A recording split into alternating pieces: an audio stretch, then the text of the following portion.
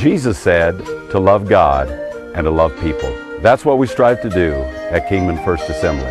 One way is through our various ministries. Ministries to our children, our youth, and our families. Ministering to marriages and those that have life-controlling problems. So no matter how big the problem or how uncertain the future, Jesus has promised to be with us. So join us as we share God's love with people here in Kingman and around the world. A place for everyone. A place for everyone. A place for everyone. Everyone. Everyone. Everyone. Everyone. Everyone. Everyone. Everyone. Everyone. Everyone.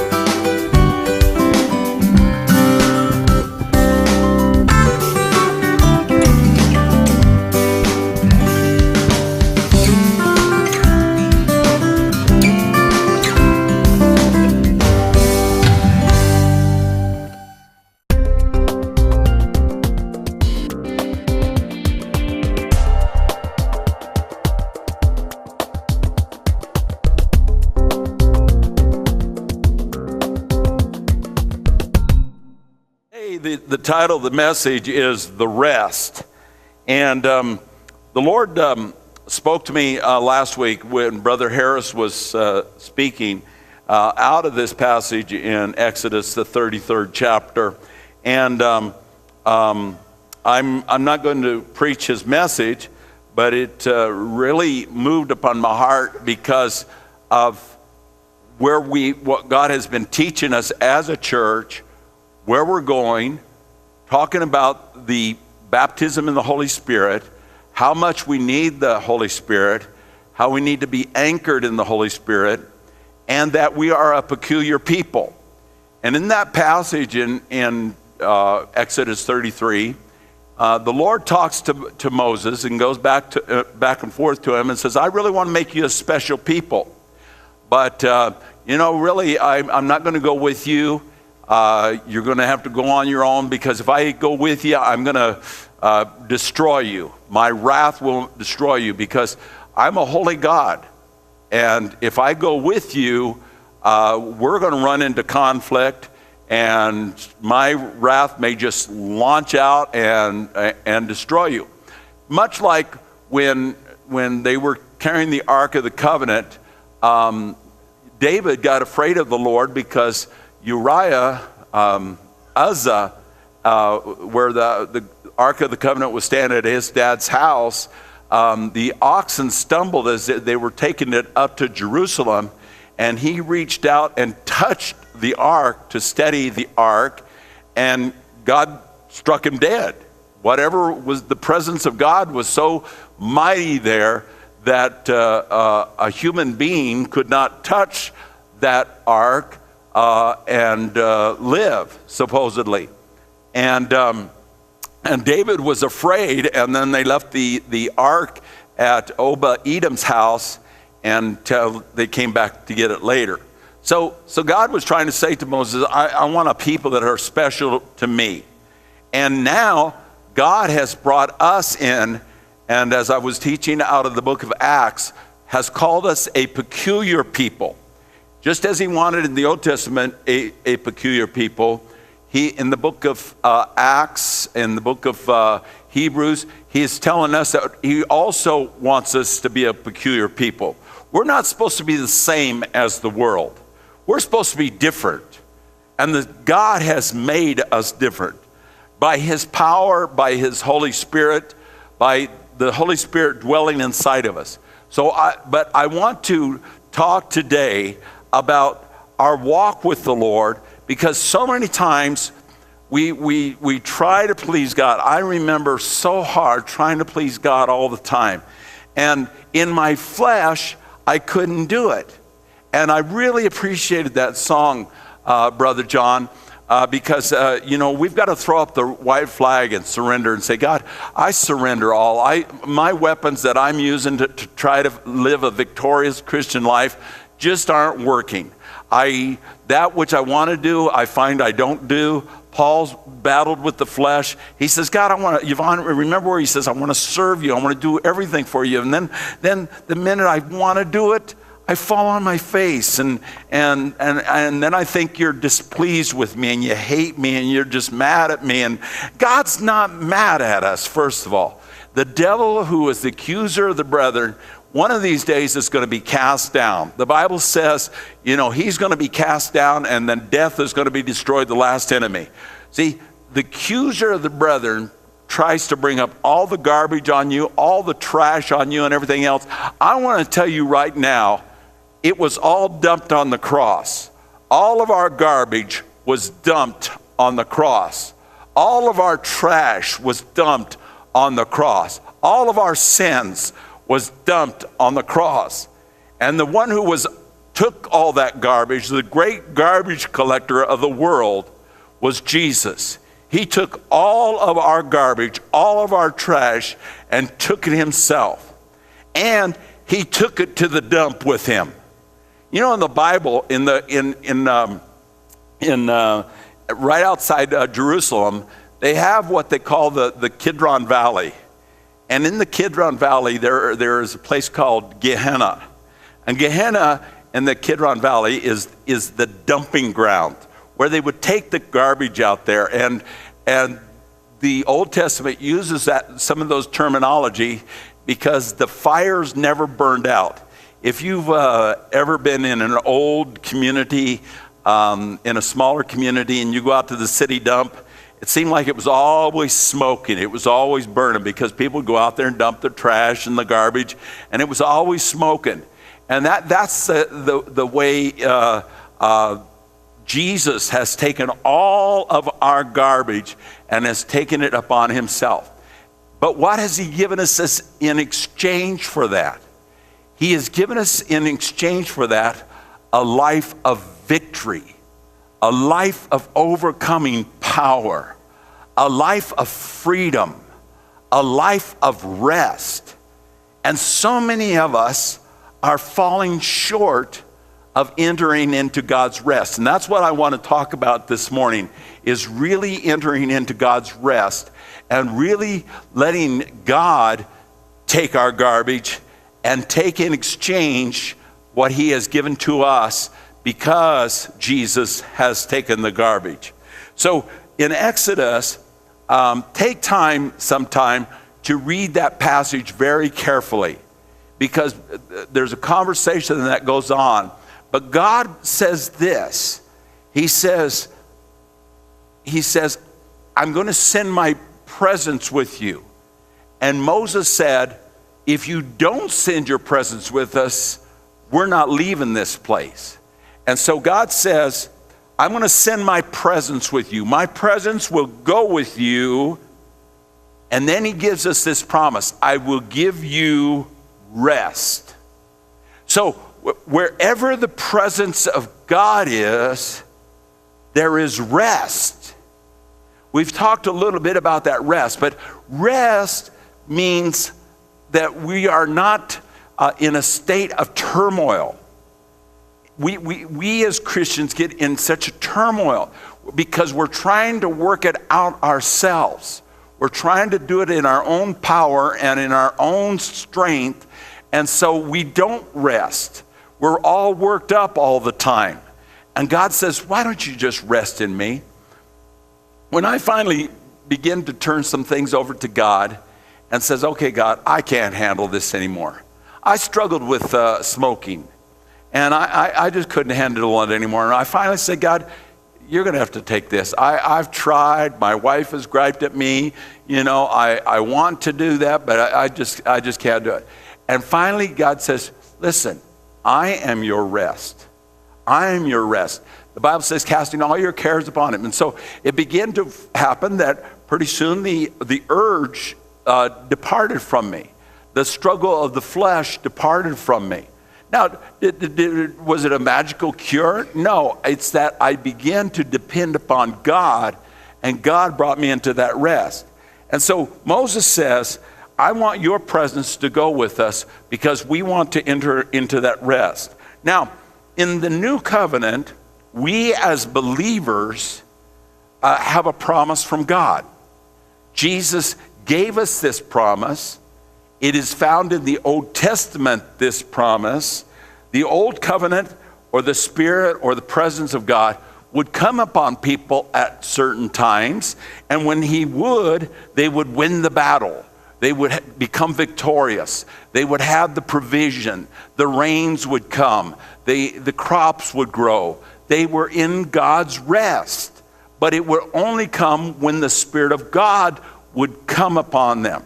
Now, in the new covenant, God has promised that he's not going to just dwell with us, but that he is going to indwell inside of us. And this is the promise that we have. He dwelt with them in the old, but we want God to continually dwell with us, don't we? We don't want to just have him on occasion. We don't want to just have him when we're going through a struggle, but all the time. Now, the Lord made this possible, and every year they would have the Passover or the Day of Atonement, Yom Kippur, where they would have the Day of Atonement, where they would take all the sins of the nation and kill an animal, and that would make atonement for first the priest and then all the people for the whole year. But it was just an atonement. It was just a covering, and it just covered for that 1 year. And then the next year they would have to do the same thing. But Paul tells us that we have a better covenant now because Jesus not only is our atonement, but he has become our propitiation. In some versions, they use the words interchangeably, the word atonement and propitiation. But propitiation actually means the taking away of the sin. Not just covering it over, taking it away. So when Jesus died on the cross, he not only made atonement for us, but he took all of our garbage and he took it to Gehenna with him, and he left it all there, buried in the dump, and we cast it all upon him. So now, because he has made the propitiation, in other words, he has made us to have the ability for the Holy Spirit not just to come upon us, but be in us. And this is the promise that God promised in the book of Joel, in the different books of the Bible, the promise of the Father, all the things in the Old Testament, the Old Testament prophets prophesied about it.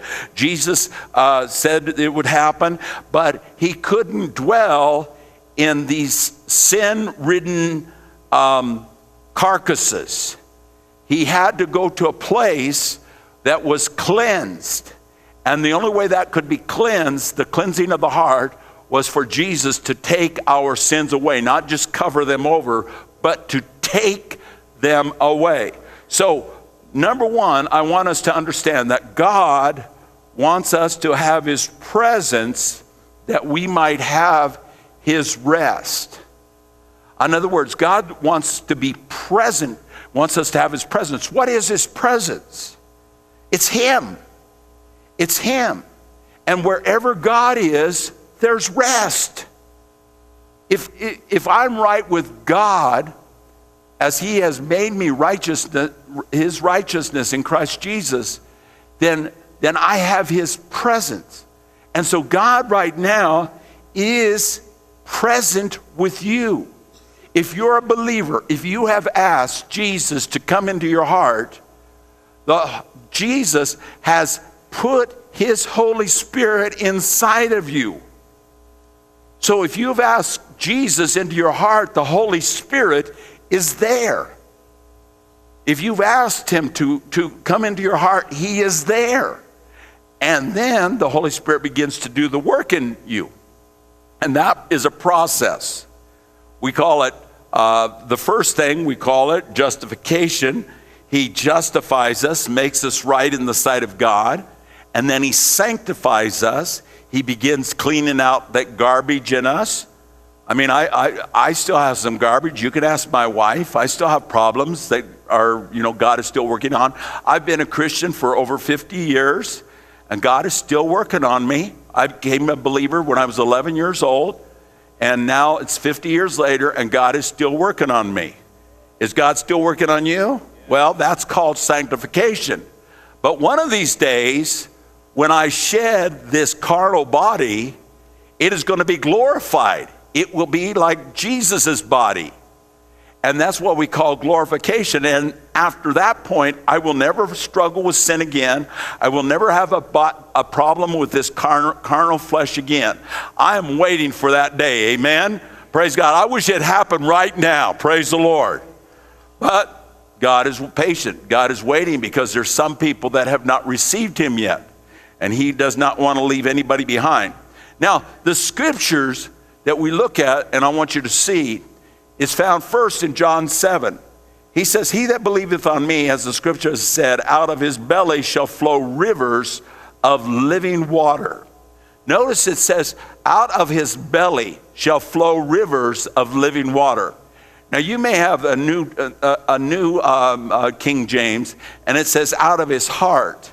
Well, the word there that is translated heart or belly is not really the word for heart. It's not cardia. It's the word that is the reference of the same reference of the word that is used for womb.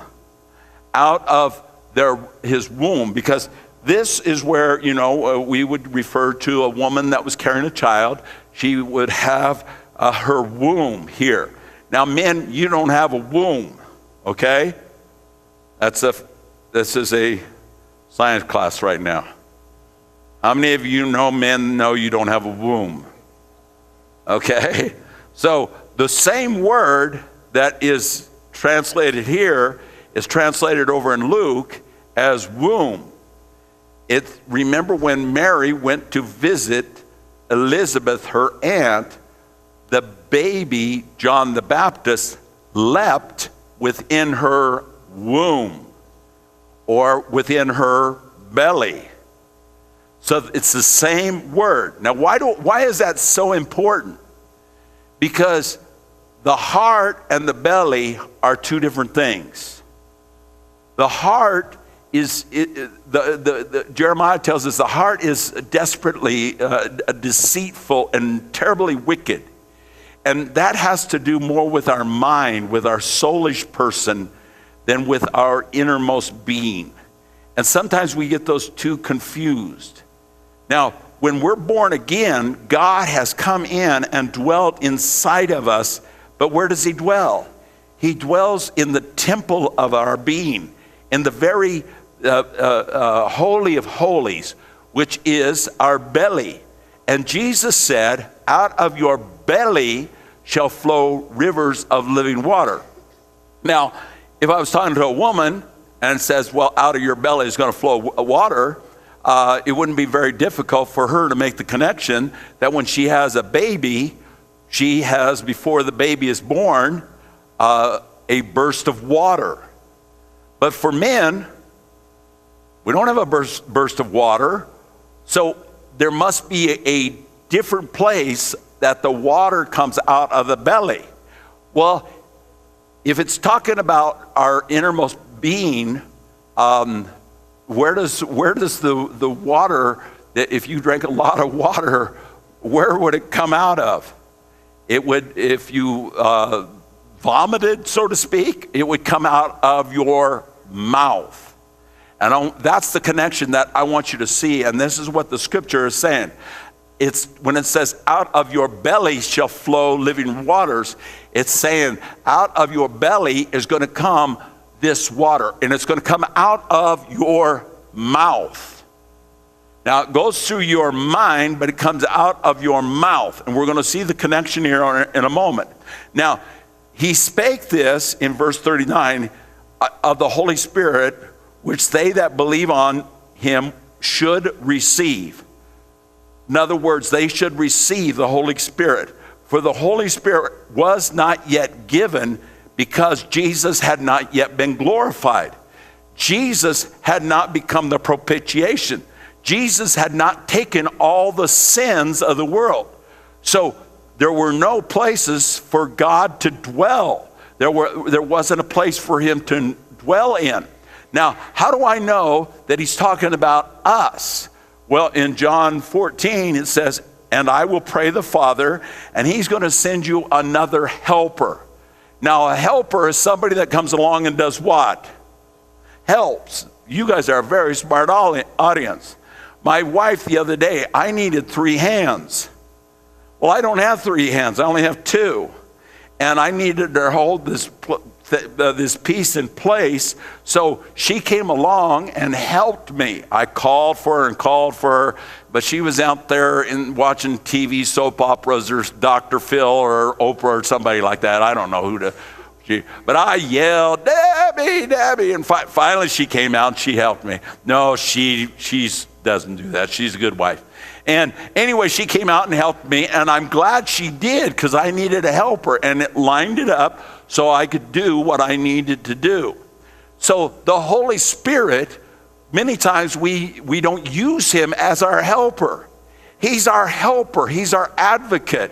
He's our comforter. He comes alongside of us to help us with our walk. And so many of us struggle with our Christianity. We're trying, oh God, I'm trying to keep those 10 commandments. Oh God, I lied. Oh God, help me, and everything else. And God says, well, wait a second.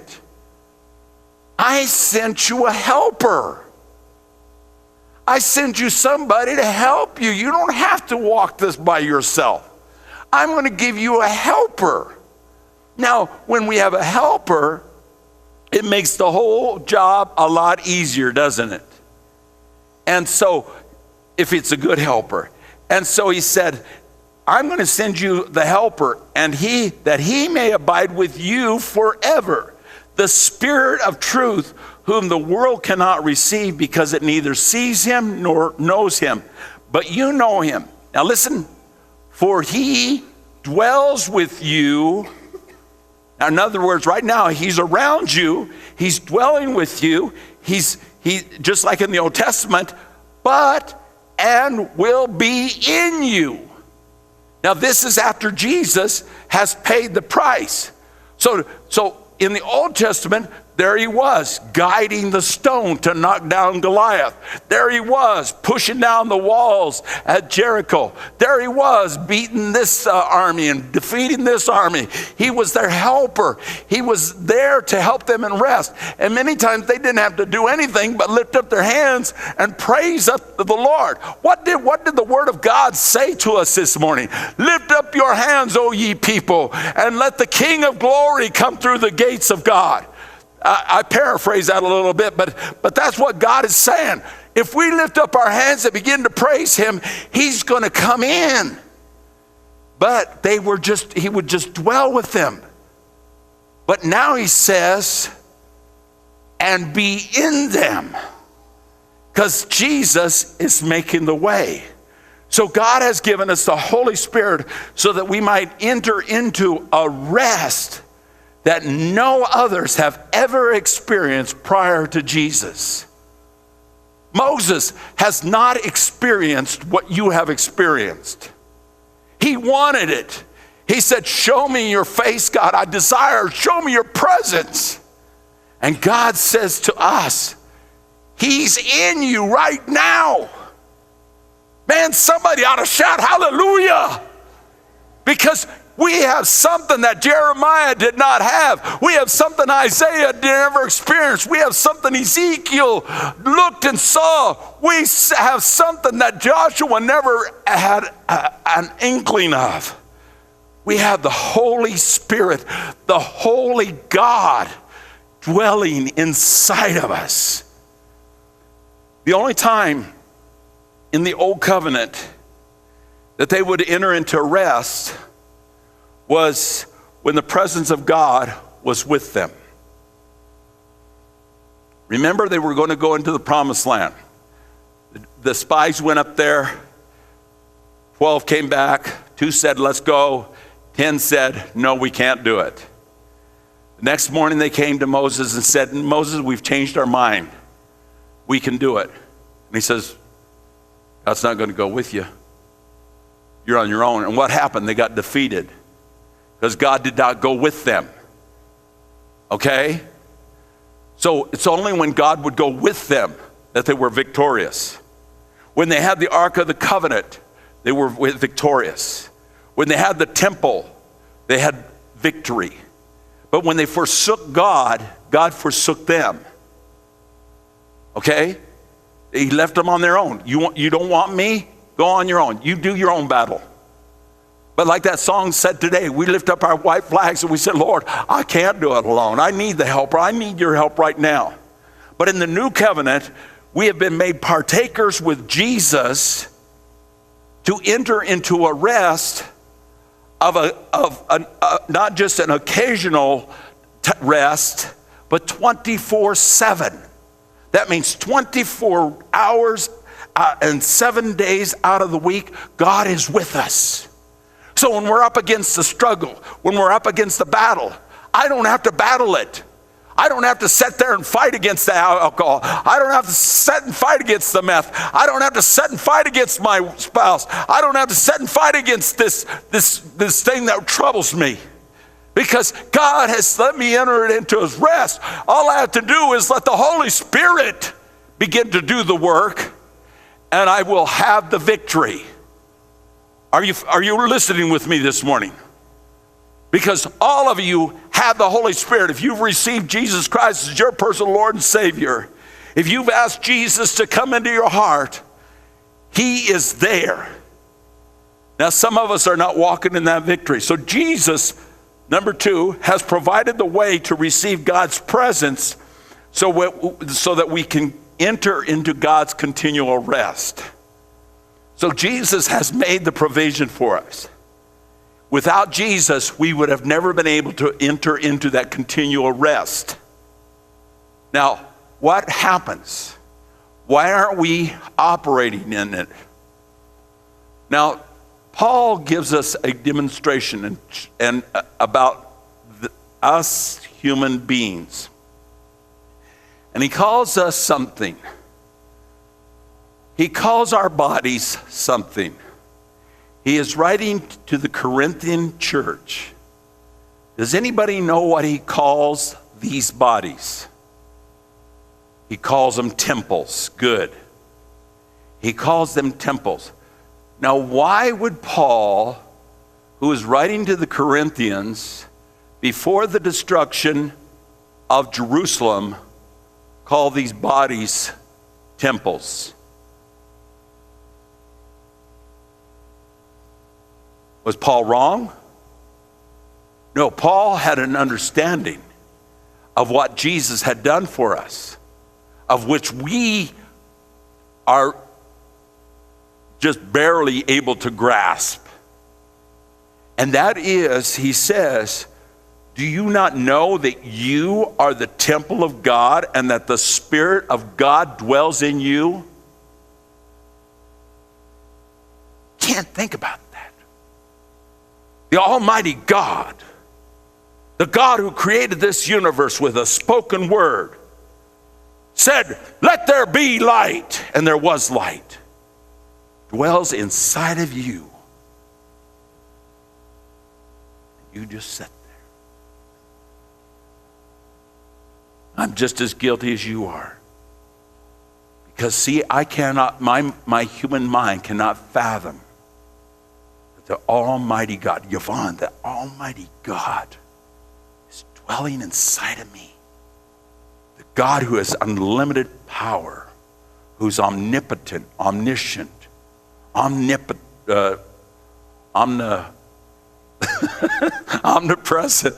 is inside of me. He knows everything. He knows every person's thought that is sitting around me. He knows what I need. And we just leave him set there. Stay down, Holy Spirit. Don't get excited. Don't start doing anything, Holy Spirit. Just, we'll keep you under control. My mind will keep you under control. Just stay down there. He says, in another place in Corinthians, he says, don't you know that your body is the temple of the Holy Spirit who is in you, whom you have from God, and you're not your own? Because you've been bought with a price, which was Jesus. He says, therefore, glorify God in your body and in your spirit, which are God's. They belong to God. This body now belongs to God. It is not mine. It's just like the church. This church doesn't belong to me. This body does not belong to me anymore. When I asked Jesus, he paid the price for you. And when he did, he came in and went right down into your belly. And there he lives. There he lives. Stay down there. Keep quiet. Don't start doing weird things. Don't start doing manifesting power. So he goes on and he in 2 Corinthians 6:16, he says, I will dwell with them and walk with them. I will be their God and they shall be my people. Now that's just what he said over in Deuteronomy. So he promised and he said, okay, I'm going to be with them and I'm going to be what? This is what Moses wanted to have. If you don't go with me, I won't go. And this is what he prayed for. God, go with me. This is what David longed for. Go with me. I want you to go with me. I can't do it by myself. And the presence of God is dwelling in us. So we don't have to go to some mountain to find the presence of God. We don't have to go to some temple to find the presence of God. We don't even have to come down to these altars to find the presence of God. We don't have to come in even into this church to find the presence of God. We don't have to go to the ark to find the presence of God. We don't have to go to a stone over in Mecca. We don't have to go to some building or some place or some river or some statue of somebody or something like that. The Spirit of God is right here. He is closer than your breath and your own heartbeat. Stop for a moment. Just listen to your own heartbeat. God is closer to you than your own heartbeat. So why are we so impotent? If, number 3, we have the presence of God in us because we're the temple of God, why are we so defeated? Why do we let the devil have a heyday for us? Why don't we enter into God's rest? Why don't we do what Moses said? Why don't we act upon this? Because we don't walk by faith. See, the Bible says, without faith, it's impossible to please God. Abraham walked by faith. Moses walked by faith. Every time Moses didn't walk by faith, what happened? He started walking in unbelief, struck the stone, didn't get to enter in. Didn't get to enter into God's rest because he let his flesh get in the way. And we don't have the victory in so many of our areas because we're walking in the flesh. We're trying to do it in our flesh. Oh, if I could just do a few more things for God, God will be so happy with me, and God will be pleased, and God will bless me, and da-da-da-da.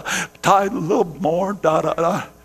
And we play these games because the accuser of the brethren is sitting there whispering in our ear. Don't you remember, Jessica, you shouldn't have talked to your husband that way the other day. You should have been a nice, sweet wife. What's wrong with you? Slap, slap, slap, slap, slap, and stuff like that. Doesn't he? You did? No, I don't know. No, confession time. No, you hear them all the time. You flub up, you fall down, you messed it up, you screwed it up. I'm going to use a plain word, vernacular. Everybody understands that. You messed it up. And the devil just sits there and rides your butt forever. Never lets you go. But you need to remind him, devil, I messed up today. But 2,000 years ago, he took my garbage and put it on that cross. And let me tell you, devil, you're going to go to the same place that my garbage has been put. So get off my back, chump.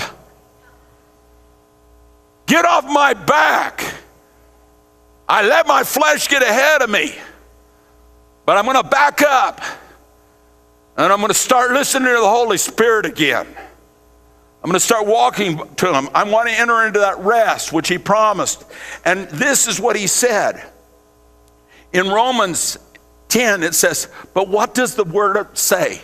The word is near you. The word of faith, the word of God is near you, in your mouth and in your heart.